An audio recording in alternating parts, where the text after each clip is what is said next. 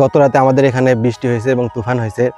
যদিও তুফানে আমাদের ঘাসের অনেক ক্ষতি হয়েছে, কিন্তু বৃষ্টির কারণে আমরা ঘাসে সার দিতে পারছি। আমাদের আর নতুন করে বিদ্যুৎ খরচ করে পানি সেচ দিতে হচ্ছে না। আমরা আমাদের ঘাসে এখন সার প্রয়োগ করব। যারা হাইব্রিড ওয়ান ঘাসে কীভাবে সার প্রয়োগ করতে হয় সেটা আপনাদের এখন জানাবো। প্রতি শতকের জন্য আধা কেজি ইউরিয়া এবং আধা কেজি ডিএপি সার মিক্স করে সমানভাবে প্রয়োগ করবেন।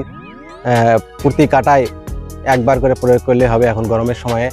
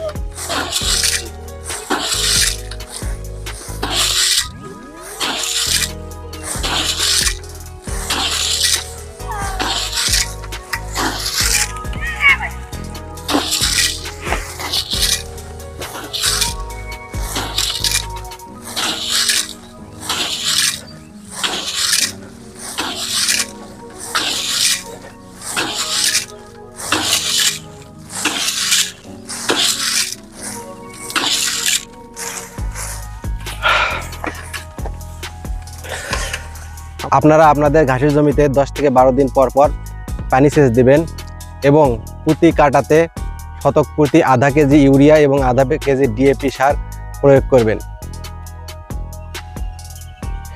আল্লাহ হাফেজ।